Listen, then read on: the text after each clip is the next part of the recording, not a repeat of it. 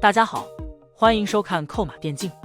在 WBG 输给 BLG 之后，相信不少观众都看出了他们队内所存在的一些问题。Karsa 状态的低迷与 Dashai 发挥的不稳定性，导致队伍的表现很差劲。甚至有弹幕因为一场比赛的失利，就想让 WBG 更换打野，认为 Karsa 的状态实在是太差了。可直到比赛结束才发现 ，Karsa 原来是带病上场。高烧不退的他打满 BO3 嘴唇都发白了，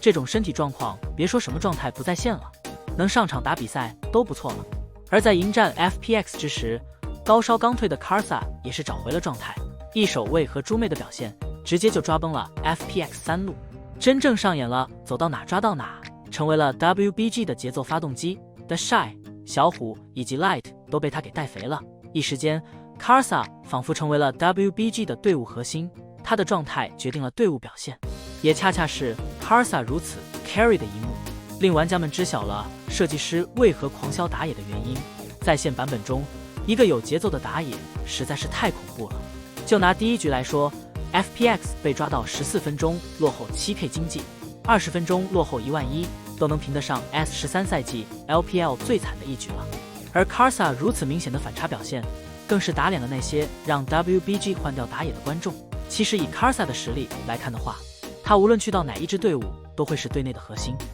一个团队节奏的发动机，怎会不受欢迎呢？除了 Karsa 以外 Dashai 的表现也值得称赞，他的奎桑提更是被姿态夸赞，值得所有战队一个 ban 位。第一局2次单杀小老虎，第二局越塔 1v1， 这种数据足以体现 Dashai 奎桑提的强势，而他那流畅的技能释放也是格外的赏心悦目。不过 Dashai 还是懂节目效果的，第二局从5-1打到6-6，做到了前期满足白子，后期满足黑子。对于自己后期送太多一事 ，Dashai 本人在赛后采访中也有提到，直呼玩得太随便了。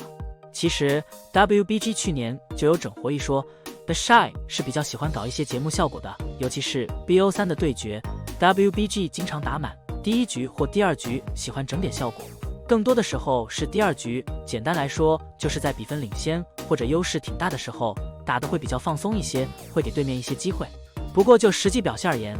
，Dashai 这奎桑提无论是对线还是团战，操作几乎都是拉满的。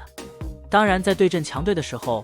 如果还是这么打，很可能就会翻车。尤其是下一场比赛 ，WBG 将会迎来巨大考验，迎战目前还未尝一败的 JDG。个人认为JDG 现在的状态是 LPL 最好的，5个选手的状态都很强势，相较之下 WBG 暴露的问题是要更多一些，因此这场比赛看起来 JDG 的赢面会是更大一些的。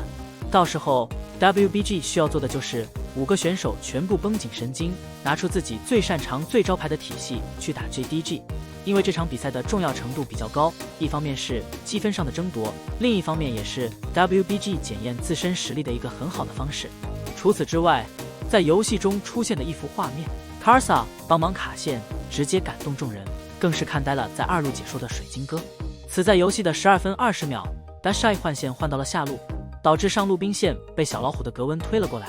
Karsa 用自己的猪身硬生生的为 Dashai 卡线，一直卡到小兵赶到战场，直到最后离开，一个兵都没脏过。最后不得不感慨一句 ，WBG 战队去年冬季签下 Karsa 真的是做了一个非常正确的决定。虽然也许如今的 Karsa 在操作层面上比不上后期的打野新秀，但其在反蹲和保护方面的意识应该也是 LPL 顶尖的，能够更好的为 WBG 战队里面激进的选手保驾护航。WBG 赢得的3场比赛 ，Karsa 一人就独得了5个 MVP， 只能说这才是 WBG 真正的节奏。他们所赢的对局基本上都是前期 Karsa 找准机会，帮助3路拿到对位优势。Dashai 单人线无压力推塔，小虎四处游走支援 ，Light 稳定发育，中后期开始发力。而在对阵 BLG 之时 ，Karsa 前期状态一低迷 ，WBG 这第一步就走错了。线上对位虽然还能顶住，但毕竟优势没拉开，而且 WBG 还改变了战术，给 Dashai 杰斯当主 C， 没有给到 Light 下路足够的倾斜。当然了，尝试总归是有必要的，一套战术想走远是不可能的，